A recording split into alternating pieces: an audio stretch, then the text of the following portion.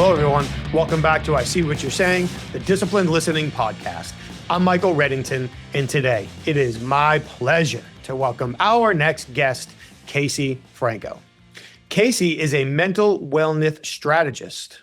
She is a college professor, a professional speaker, and she designs and delivers mental health and wellness programs for organizations all around the country. I'm really excited to have a conversation with her today because we are going to explore how we can all become better communicators, better leaders in our businesses and homes by doing a better job understanding ourselves, taking care of ourselves, and really exploring how and why we experience the emotions and communicate the way that we do.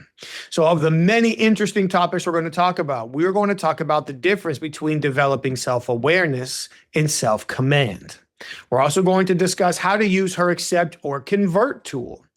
We're going to talk about how to deal with the two voices we hear and also the 4 types of messaging that we receive, among many other topics. It's a great conversation. I'm excited to share it, and I'm very thankful that you're all here with us again this week. Thank you so much for continuing to come back. Please, while you're here, take a quick minute, like the show, share the show with your network. Please subscribe to the show. Leave us your feedback. We would truly love to hear from you. And while you're online today, please take a quick second to check out our sponsors. You can head over to humantel.com, and that's where you can enter the code INQUASIVE25 for 25% off the best-in-class training program of your choice as you begin to develop the skill set necessary to recognize when people's emotions are changing by accurately interpreting shifts in their facial expressions and nonverbal communication. It's all backed by science. I highly recommend it. You can check it out over at humantel.com. For the professional interviewers that are listening, you can head over to certifiedinterviewer.com in order to get all your questions answered about both the Certified Forensic Interviewer designation and the International Association of Interviewers. Everything you need to know to qualify, contribute, earn the designation, and beyond is there at certifiedinterviewer.com. And while you're online today, we'd appreciate if you checked out inquasive.com. That's where you can learn more about the programs our clients ask us to custom facilitate for their senior leaders, sales teams, HR teams, and beyond to help them encourage people to share sensitive information under vulnerable circumstances in the face of consequences in all of their high impact conversations. We really appreciate you being here for another week. Thank you so very much. So now without further ado, I introduce to you, Kasey Franco. Kasey, it is so great to see you again. How are you? Good. Thank you. Thank you for having me. How are you?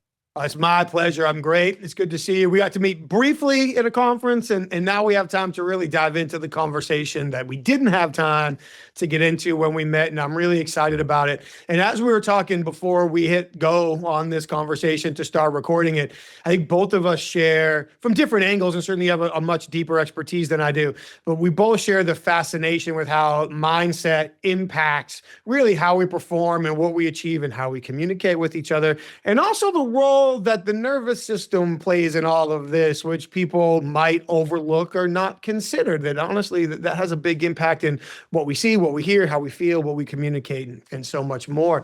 So just to dive in and get running, and I appreciate you allowing me to ask this question because I know some of the answer is personal, so I appreciate you being comfortable sharing whatever you're comfortable sharing, but what was the moment that led you to realizing how important it was to develop this awareness and begin to really control our mindset and nervous system?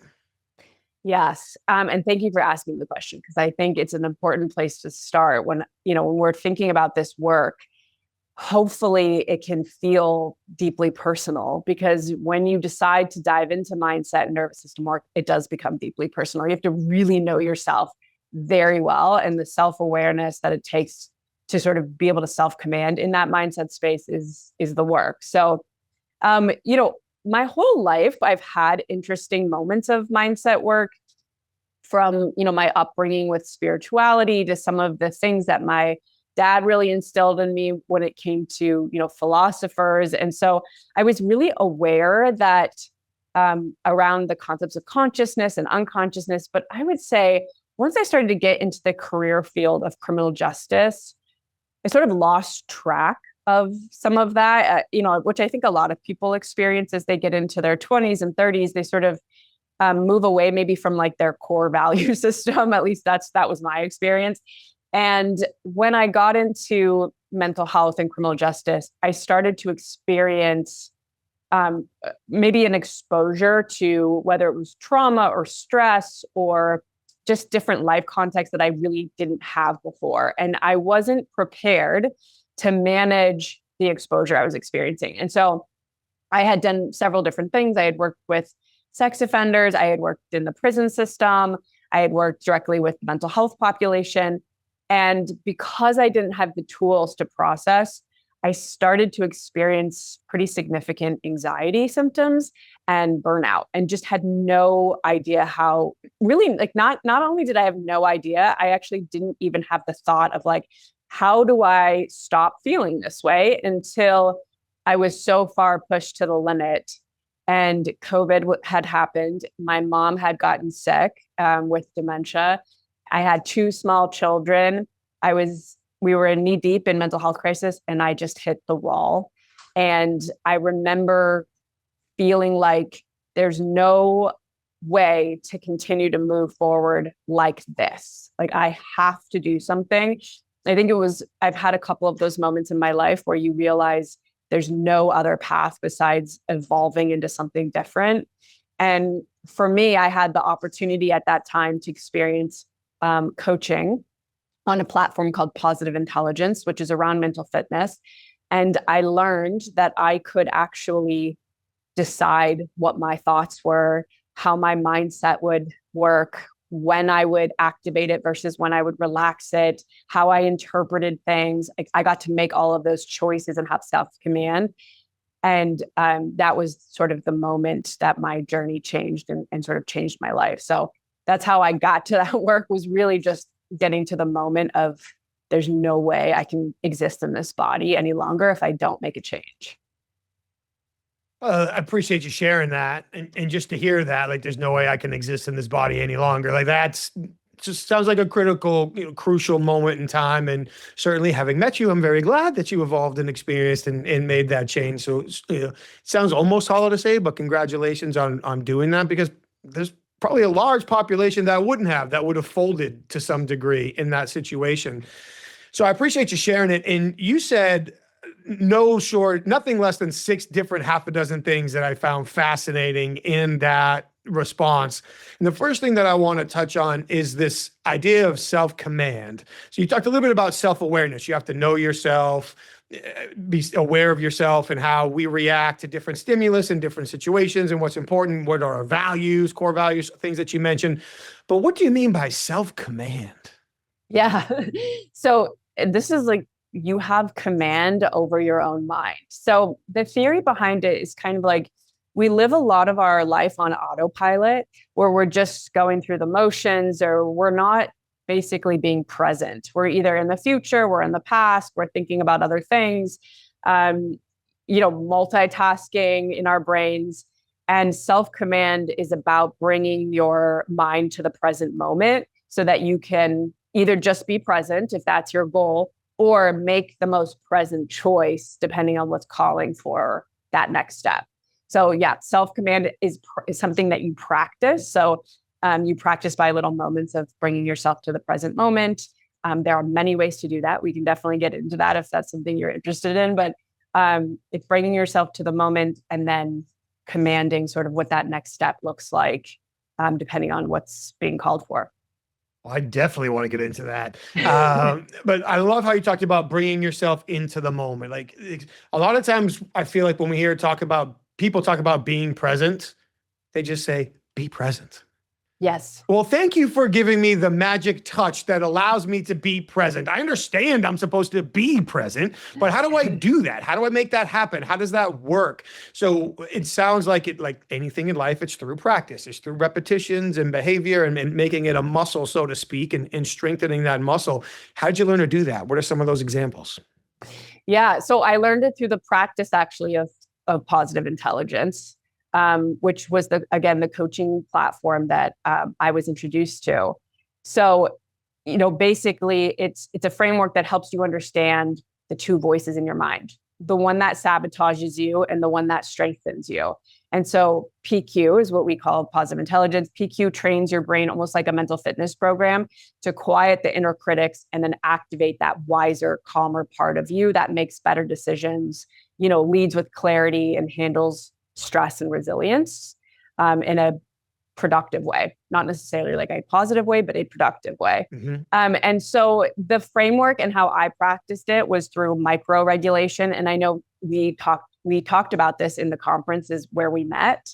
And this is sort of these tiny intentional pauses throughout your day to keep your nervous system balanced before stress takes over. So it's not about adding big rituals. It's about weaving awareness into the fabric of daily life so that your brain learns sort of safety, presence, and choice. And so there's different ways you can practice microregulation and awareness during the day, and which is also rooted in neuroscience. My favorites end up being, I like to use my senses to anchor myself. So like whenever you bring yourself to the present moment and you tune into sensory detail, it activates this part of your brain that quiets the amygdala.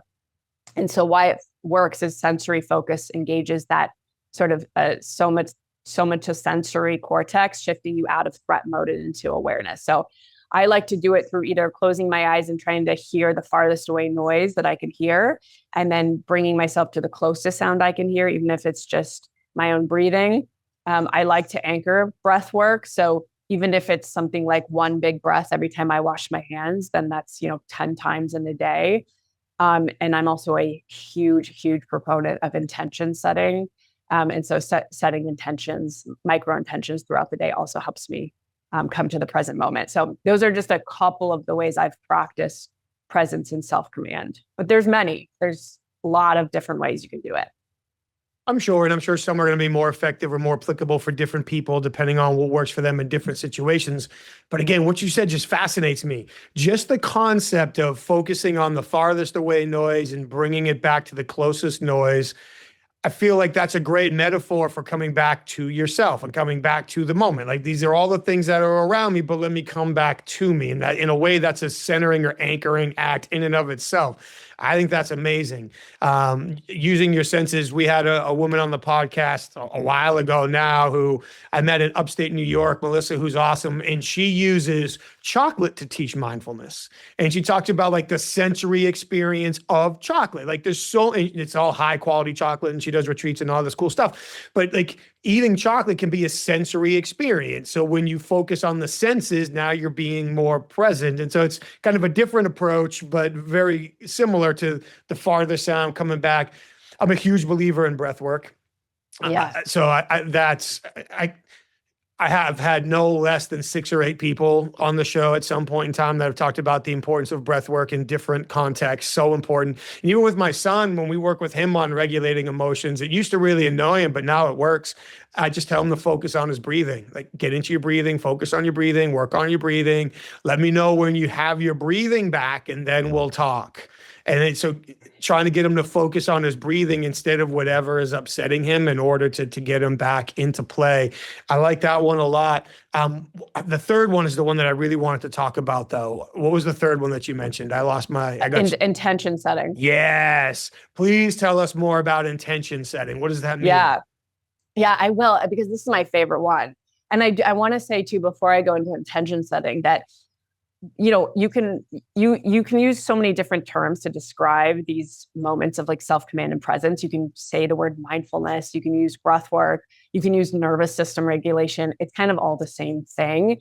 But one thing I really want, your listeners to know is that it's not a one size fits all. You really truly have to be curious and find what works for you. If sensory experiences like eating chocolate works for you, that doesn't necessarily mean it's going to have the same impact for me. And so there's, that's kind of the work, is being really curious to try different things on, see what helps, especially because you do want these micro moments to feel natural as possible. Of course, in the beginning, they're not going to feel as natural, but eventually it shouldn't feel like something you have to do outside of the time you have, because that takes a different level of commitment. This is just, how do you naturally weave these in? And I find that if I'm sitting in a meeting, or if I'm sitting in traffic, or I'm on this podcast, or I'm talking to a relationship, I can use breath work no matter what, right? And so finding the tools that kind of fit into your day is a really important part of it. But what I'll say about intention setting, so intention setting is so interesting because it's based in neuroscience and mindset work. and mindfulness. Like it's all, they're all interrelated. I say so many of those terms, but it doesn't really matter. The fact that is that we know that it activates the reticular activating system. And this is what is so exciting to me, because I love to know that the things I'm doing is actually changing my brain. And so when you set a micro intention, what your brain does is focus information that is aligned with that intention and filters out information that's not aligned with that intention. So you are more likely to act, think, and behave in the way that aligned with your intention. And you are more likely to have a successful goal outcome depending on that intention. So if I'm coming into a conflict, for example, in my intention before is I don't need a lot of time for this. It's just connected sort of to a deeper value of mine, which is, usually openness and love or whatever. If my intention is I'm going to meet this moment with really active listening, I'm going to do my best to have no judgment and just respond to what feels like the most authentic to me, more than likely, that's the information my brain is filtering in and out. And so you can set these micro intentions throughout an entire day, which is a huge part of self-command. Yeah, we go where our mind's eye takes us. And so if you're setting your mind's eye to that productive path, and I really like earlier how you separated positive and productive. Like, I think staying positive as much as we can is probably a good thing, but at some point we have to be pragmatic. We have to be realistic. So what's productive in regards to maintaining our values and achieving the things that we need to? So if we set the intentions in a productive way, I think, again, to reinforce something that you said, we can do it within the time that we have. You probably don't need more than 30 seconds before a conversation to take a deep breath and say, okay, these are my intentions for this conversation. And we didn't waste time and we didn't have this whole long preparation. And so I think that really resonates. Yeah. And the best part is that once you practice intention setting, the ones that really resonate with you, they're there for you in a moment's notice. And especially if you find ones that sort of transform how you show up in the moment. And I'll give you a really good example, because this is an intention I use, especially when I'm public speaking, when I'm doing workshops, or even something like this. One of my favorite intentions is just kind of using my 80-year-old self-navigation space, which is just at the end of my life, if this was my last day on earth and my circumstances weren't changing, so I was still going to do this podcast, and what would be the thing that would be really important for me to focus on if this was my last day on earth? And most likely, for me at least, all judgment of self and others kind of melts away. And it's mostly, how do I just be my most authentic present self? And so you can use intentions like that. And that one's always there for me now because I've used it so many times. It shows up when I'm about to, public speakers feel nervous. Yeah.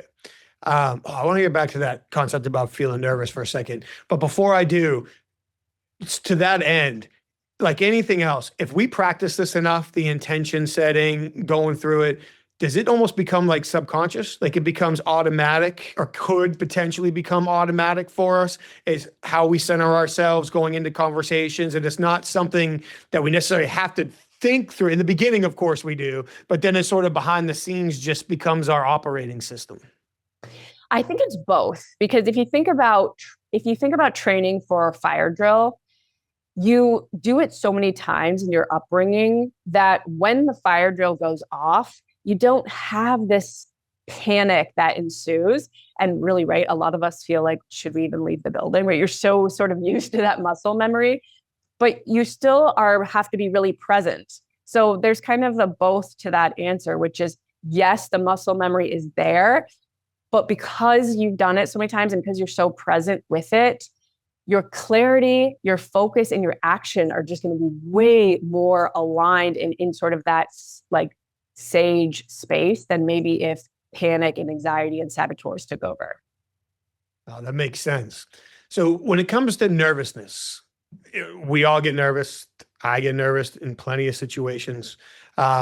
And when I think about certain situations where I get nervous, I try to dial it down to, what am I really nervous about? And sometimes for me, it comes down to like, did I eat enough food? Did I leave myself enough time? Like, it's not the act I'm about to do. It's some of the things preceding the act.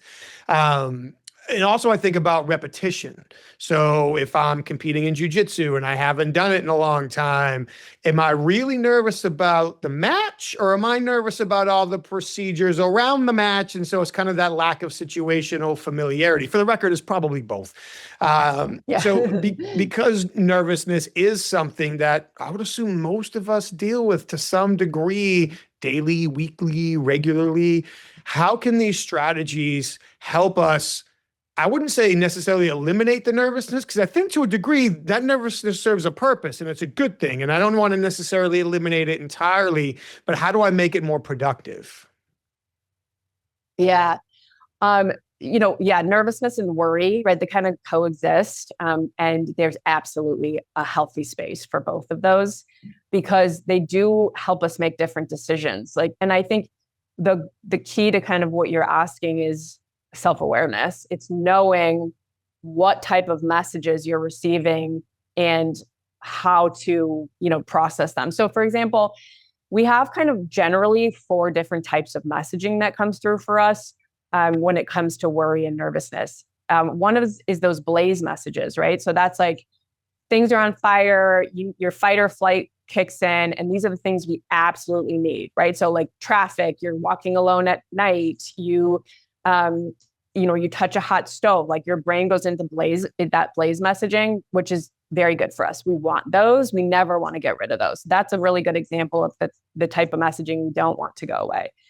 Then you have like your challenge messaging, right? When this challenge nervousness is like what you're talking about, the jujitsu competition. It's this nervous feeling, this worry of like, I'm going to perform, I'm going to do okay, right? And so those challenges messaging, they help us kind of meet the moment a lot of the time, right? We prepare. Sometimes we over prepare. We start to think about it a lot. We prepare if things go wrong. Like we start to really think through those. So those challenge messages, especially if your nervousness or your worry subsides after the challenge, that's when that like healthy challenge messaging is really good for us.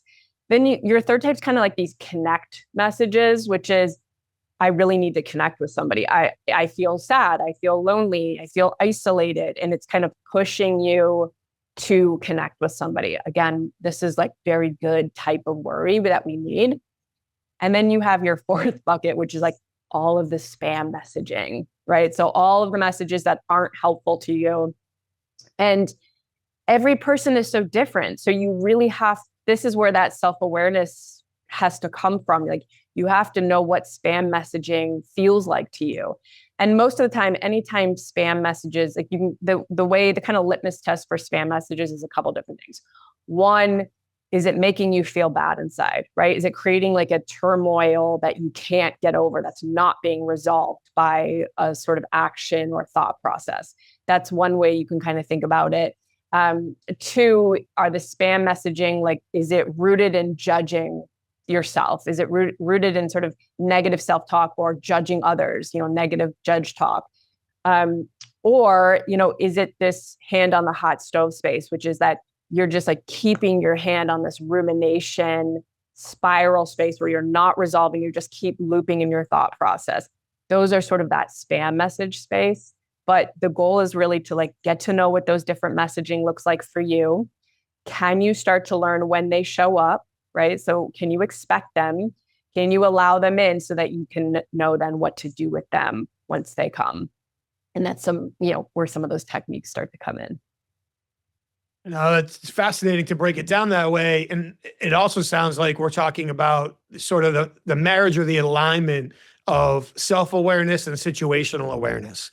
Like what type of situations or context do these types of messages typically come in? How do they affect me? How do they, I'm assuming, and we can talk about this both physically and mentally, how do they affect me? I got a chance to work with some friends this week, and they were talking about how different emotions can affect you physically, like in different areas of your body. They manifest themselves differently. And I found that to be pretty fascinating. Then we can start saying, okay, how does this affect us? How can we move on, handle make it productive. I really like how you say make it productive instead of make it positive. I'm going to try to start doing that. So I'll probably repeat that a few more times so I make it a habit. But from your experience, have you seen these messages like affect people differently, physically or mentally? Like they feel it in different places of their body or different places in their brain? Have you seen the messages land in different places that way? Oh, yes, for sure. And after I explain that, we should go back to your productive, that productive sat with you well, because there's a really good technique to make a lot of things productive instead Let's of do it. Yeah. Yes, I think every single person experiences things different and similarly, right? So if I'm experiencing nervousness, I'm 100% going to feel it in my stomach, like in my gut, no matter what. That's just where I feel the stress. I think some people feel it in their shoulders. I think some people feel it in their necks. I sometimes don't think people are as connected to their bodies. And so they may just, ruminate or lose their appetite. So yeah, that again, because symptomology of sort of dysregulation and nervousness and worry does look so different on everybody, it's so important that you begin to be curious about how it looks on you, right? So when I feel like extra nervous before a speaking event, what does that look like versus when I feel nervous before an upcoming project or a holiday parade or whatever it is? Like, what are the differences? Because they absolutely look different. There are not times I have that same gut feeling from nervousness speaking than other times. So it's really important that you start to get to know yourself and build that, because that's where you can be really intentional. If I know that my shoulders get tense right before a jujitsu competition, I'm 100% going to do progressive muscle relaxation. I'm going to squeeze my muscles really tight, and then I'm going to release them, because I know the science says that releases stress, it releases hormones, it puts your brain back into a present space. All right, I want to talk about being productive, but I want to go back to that muscle technique. So if we're feeling nerves in a certain part of our body, because I know a lot of times when we do get nervous, we can lose fine motor control. Like our muscles get a little bit more tense, herky jerky. I might knock a cup over that otherwise I would have been able to pick up. Sometimes I don't say a word exactly the way I would have. Like I say half the word instead of all the word because my tongue couldn't make the whole word for some reason out of the blue. So if we, like you're saying, if we tense our muscles and then we kind of relax them, is that a routine? Like you do it 5 times? How does that work? Yeah. So first of all, never do I want you to have a rule around a presence or mindfulness practice, because I think once we start to create rules around it, unless you are a kind of a rigid person and that helps you, great. But otherwise, sometimes we can have all or nothing thinking, which is if I can't do this right, I'm not going to do it at all. And that's not the space we want to be in. So we want to feel like, okay, I don't have time to do a 5-minute, box breathing session right now, but I can take 2 big breaths before the bell rings, right? And so that's how we want to think about it, is how do you make it work no matter what? The goal is just do it, right? That should be the only rule. Just do it. Just try it. Just be curious about it. Don't make too many rules about it. But so no, there's no rules about how many times you should do it. However, we do know that when you deliberately tense and then release your muscles, you activate the parasympathetic nervous system, which is that body's rest and digest state. So that lowers heart rate, slows breathing, signals the brain that you're safe. So it's not like relaxation, digest, you're going to go to bed. It's just that it interprets the muscle relaxation as a cue that whatever threat you were feeling has passed, even if the threat is just stress, rumination, or overwhelm. So it reduces sort of the baseline level of muscle tension, which is caused by that stress, interrupts the stress feedback loop, and then it engages the pathways of the brain that we really need to be focused. That makes sense. Interrupting that feedback loop, relieving the stress from the muscles, because the stress is what's causing the loss of the fine motor control and all those other things. So that makes perfect sense. Thank you. And I'm a big fan of having as few rules as possible. So I like that. Make it work for you. And I also love avoiding, I wrote it down when you said it, all or nothing thinking, because that's going to be counterproductive in nearly every context that I can come up with. So you threatened me with taking me back to techniques or processes for really focusing on making things productive. Let's go back to that, because I think this might be the wrong way to say it, but getting back to those tactical kind of how-tos, applying it is very important for all of us. Mm-hmm.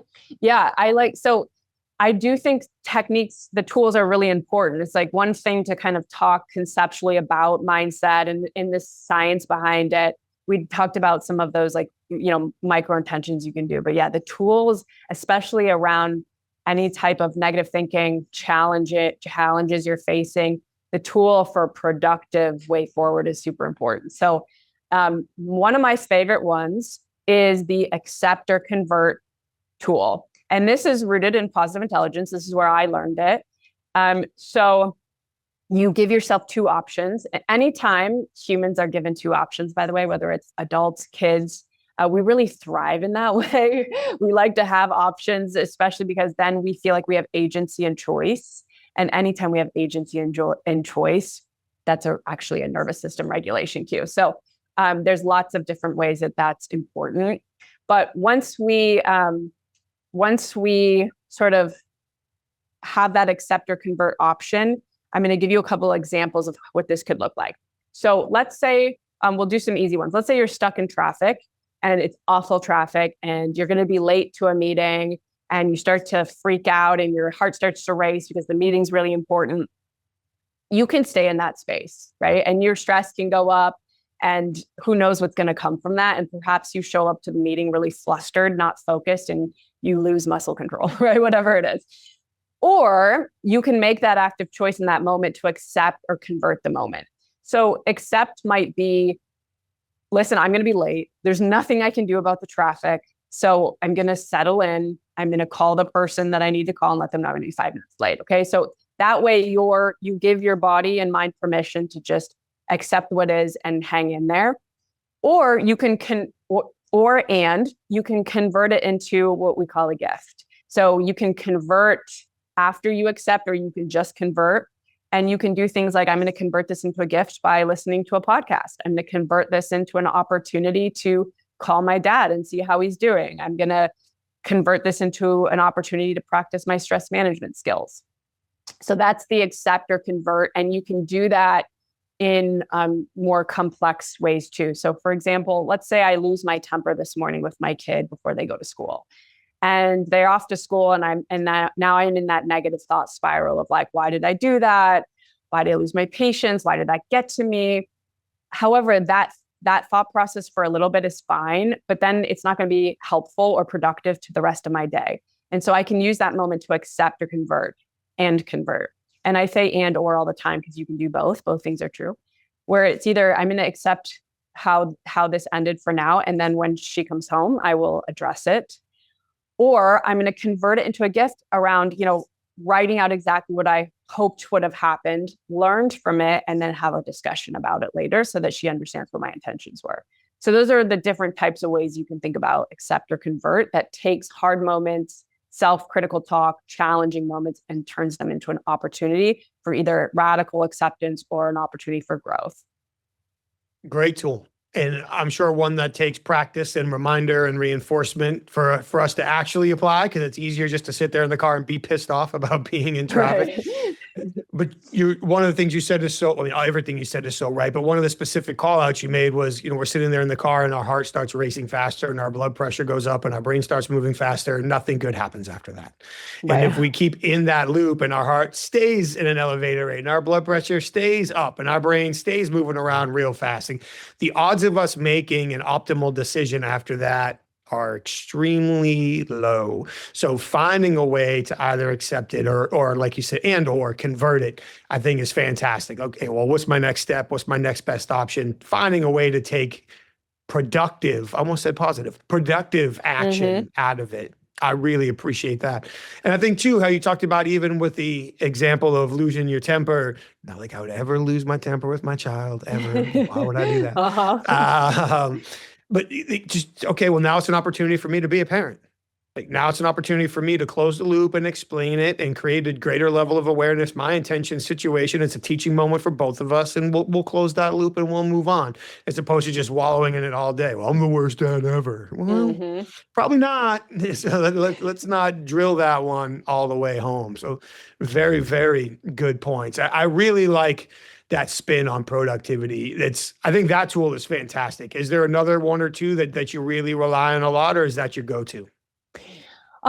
So the other sort of complementary tool is the three gifts technique, again, rooted in positive intelligence. So the accept or convert is kind of that simple, like quick tool, I would say. The three gifts technique can also be quick, but it takes practice for sure. You really got to stretch sometimes. But our brains have this 3-to-1 threat ratio, and so for every threat, or we see sort of like we need 3 productive or growth oriented statements or things to counteract the threat. And that's fine. That's kept us safe for a really long time. Except nowadays, the way that we've evolved is that we just see threats in a simple like email message that has a bad tone. So it's just that it's kind of all around us. So the three gifts technique takes some stretching, but it's basically, can I find 3 gifts and opportunities of growth or opportunities to grow in this particular situation? And it kind of supports neural rewiring. So it pushes our brain to really stretch the neural pathways of different ways we could have met this challenge, and different ways we'll do it the next time. And so it's really good in that way too. It grows that neuroplasticity work.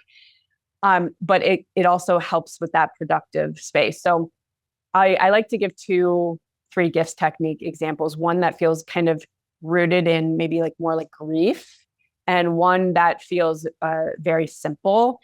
So let's say you were in a work meeting and it didn't go well. And so you're like, okay, I have to find, or actually I'll give you a personal example. This one was really wild. When I was, one of my jobs I was in during COVID, like the heart of COVID, I was in the mental health field, and I had a team, a pretty good amount of people under me. And the time during that period was just really tough in the mental health space. And my employees were struggling. I was struggling. And so the way that it evolved is that, pretty much the entire team stepped away from their roles within a couple of months of each other. And so the external threats, right, were, what's wrong with Kasey? Why can't she keep her team? Is she actually good in this job? Like all things that are for sure external threats, right, to your livelihood. But instead of getting lost in that negative spiral of like, what's wrong with me? How could I let this happen? What's going to happen? I went into three gifts technique because I had that tool already in my arsenal. So I went straight to like, okay, what are my 3 opportunities here? This is like one of the hardest moments professionally that I've had to face. So 1, perhaps I find a new team that is going to do this work different and better. Okay, let's just say. 2, I get an opportunity to go get into the micro details that I really haven't been in a long time. And maybe there are like new and different things I can do, and inspiration in a different way. Okay. The 3rd was that I need to practice my stress management. Like this is really hard, and I have to find grounding moments when the work is a lot and it gets hard. So those were sort of the 3 gifts technique. And that actually, like that anchor throughout that whole process was really helpful to continue to be productive in that space. So that's like a work example. And then I will say in sort of this more tough emotional space, I use the 3 gifts technique with my mom getting sick. And the reason I like to give this example is because I think people feel like you can only use the 3 gifts if it's kind of surface level or it's not too heavy. But when when she's now going on a 10-year journey here of Lewy body dementia. And so in the beginning, of course, you're in a state of grief. You don't know what's happening. There's a lot of feelings, but eventually you sort of have to decide how you're going to show up. Right. And so for me, the three gifts were one, I found that the greatest strength I have, which is holding emotional space, is the one that I can do for the person taking care of her, which is my dad. Two, I can practice the utmost presence when I'm on FaceTime with her, because those moments won't be forever. And three, the biggest gift of all was the gift of being present with my kids, of understanding that things aren't guaranteed in life and expectations you have for future aren't always what they seem. And so how do you ground yourself in the present as much as possible? So those are the different types of ways you could use three gifts technique. No, I appreciate you sharing that, especially on the personal side. Yeah. I can only imagine what that's like for you and your family. You mentioned in all of that neuro rewiring and neuroplasticity, and that it's a concept I'm loosely familiar with, that basically through habits and routines, we can really change how our brain operates and what we focus on. So this is probably not a great way to ask the question, but how reasonable is it for us to expect that we can rewire our brains to handle stress differently and be more present and productive in routine situations? Realistically, it's there for you. But what I'll say is it's really hard work, right? And so it's, just to level set, neural rewiring is the process of intentionally changing the brain's thought patterns, emotional responses, and behaviors by creating new neural pathways and weakening old ones. So it's teaching your brain to do something different on purpose until it becomes automatic. So it takes repetition, right? So every time you repeat a thought, emotion, or behavior, the neurons involved fire together, strengthening that pathway. So you could use that the neurons that fired together, wired together is the one I like to use. But really, it's repeating calming practices that make your brain better at calming itself, right? And so it does take a lot of repetition. It does take a lot of attention and awareness, so that where your attention goes, the brain allocates resources. So when you notice and interrupt an old pattern, like self-doubt or overthinking or a stress reaction, you weaken the original wiring. So for example, catching yourself in a sabotaging thought and then shifting it changes the brain route you take next time. So that's hard work, right? And then there's that emotional charge too. Your emotion accelerates rewiring. So both positive and negative. So strong emotional states make new pathways more sticky. For example, feeling relief, safety, pride, or compassion during a new behavior helps the brain adopt it faster, because it notices that that's a feel-good space. Again, not like a positive, toxic, positive space, but just a feel-good space, not a turmoil space. So, what neural rewiring feels like in real life, right? It feels like you react differently than you used to. Something that triggered you no longer has the same charge. You make choices from calm instead of a fear place. New habits start to feel natural. Old patterns feel less compelling. So it's hard. It's hard work, but it's realistic. It sounds like it. And when I hear you talk about repetitions and hard work, I think back to when I heard you mention the concept of mental fitness. If we think about physical fitness, we think running, swimming, biking, yoga, lifting weights, whatever, eating right, whatever it is. Like all of these things go into the routines that create physical fitness. So if we're looking to create mental fitness, then there likely has to be some sort of ongoing routine that helps create that as well. Now, I might be able to say through personal experience that you can be in a physical fitness routine for a little while.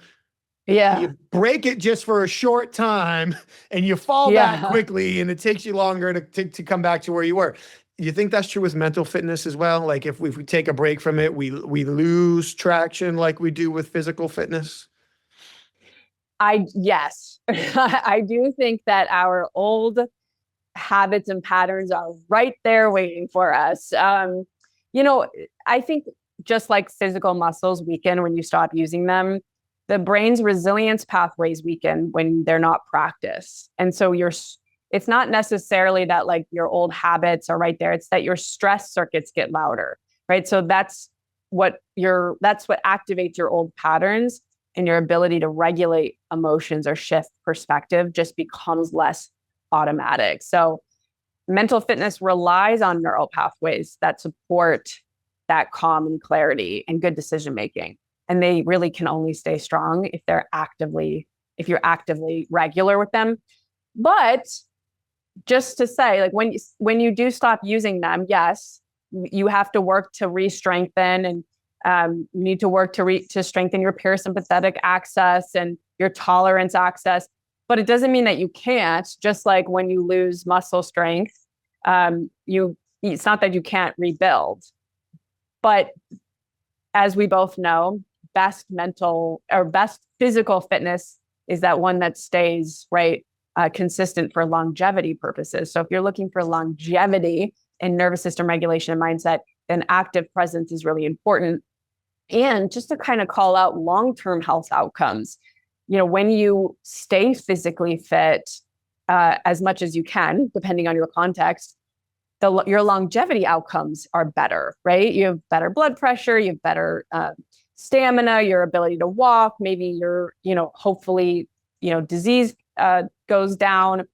The same as with mental fitness, right? Your mental health stays stronger, but it affects your body too. Your heart, anything that, regulates nervous system, all of that stays stronger if you're more consistent.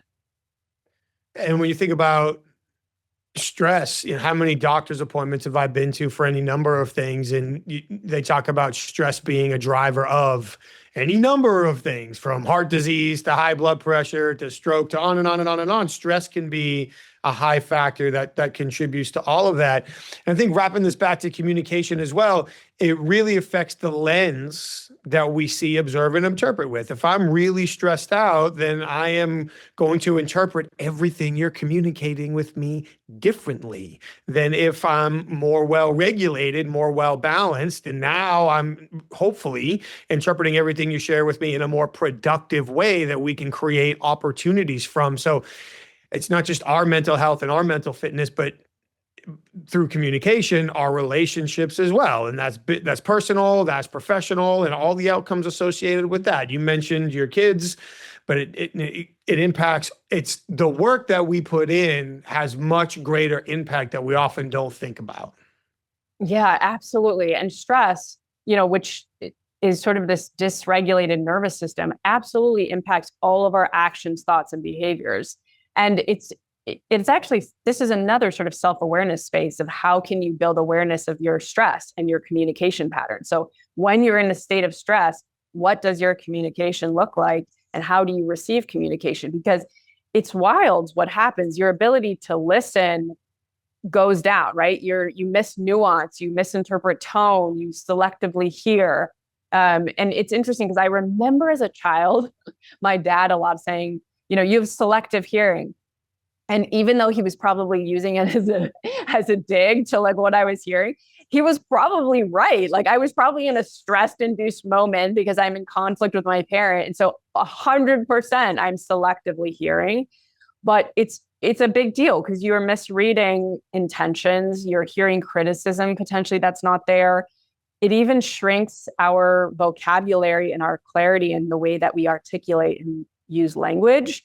And it amplifies defensiveness and can reduce, empathy and perspective taking. So yeah, communication has big impact.